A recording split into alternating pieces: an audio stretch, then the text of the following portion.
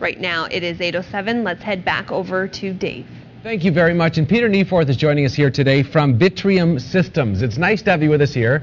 Thanks for being here, Peter. Thanks very much. Now, I was talking off camera and earlier on the show about this. So people say they send out PDFs. If they send out documents in a major way, or even if I send out a birthday greeting, I always wonder, are people even opening these things? Are they getting it? You have an answer for us. Yeah. So you're right. I mean, millions upon millions of PDFs are created every day and sent out into the world, and nobody knows what happens to those documents. Right. Of course, there's other software out there. Let's say I can figure out if someone's opened my email by getting a read response. And I could actually get some web analytics technology so I can see if someone's visited my website. But the moment you actually send an attachment or someone takes something away from your website, chances are it's a PDF.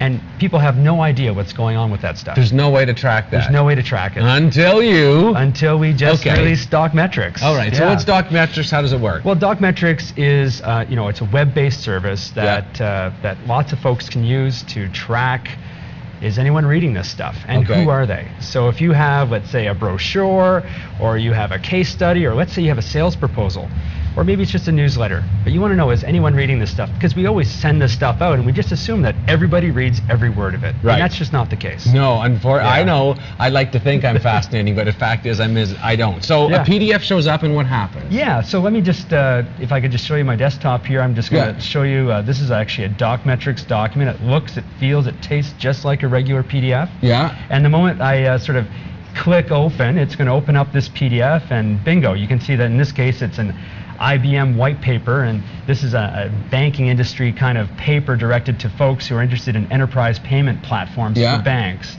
And it looks and feels just like a regular PDF.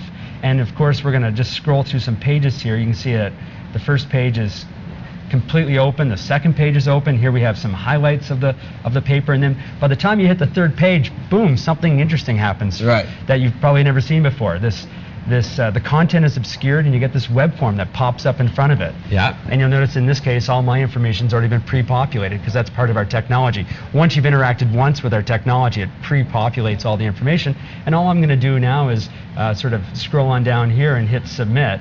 And of course, if I hit the next page, the form is going to travel with me because it's going to obscure the content. Yeah. All I'm going to do is hit submit, and then it's going to open up and show the rest of the white paper. So what you do then, you send me something, right? Yeah. So you're the big boss, I'm one of the guys working for you. Yep. You want to know if this is actually getting read, that thing pops up, I fill it in with all my info. That's You're right. trusting me to fill that in though, right? Yes, and so obviously if you want to put in garbage data, it's going to be garbage data received. And that's what happens out in the world today. If you've ever been on the web, you'll notice that sometimes you get these web forms. Yeah. And then what they do is they're gating the content in behind. So they ask you 20 questions, and then they'll throw the PDF over the wall at you. Yeah. In this case, the form is actually embedded within the document. And you could actually allow this to be skippable as well, because maybe you don't want to receive garbage data. So don't force people to put stuff in here. Right. You know, if you don't want to get that garbage data, just put the skip button, because we actually have the ability to make these questions optional. So you can opt out if you want to. Yes, you can opt out if you want. Now, explain to me, because I know sometimes this is an issue. There's people with different firewalls or whatever on their company.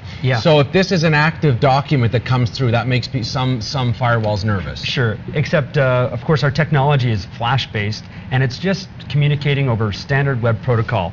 So if you have the ability, or if your employees can use the web, well, this communication is going to occur naturally as well, and it's not going to be encumbered by firewalls. Who are you hoping uses this? Well, we have all kinds of businesses using it. So we have beef organizations, we have banks, we have all kinds of folks who call us up and say, hey, we've got 180,000 bond reports we want to track. Yeah. And so if you are in small business, let's say, you may have a newsletter that you'd like to know, is anyone of my clients reading it?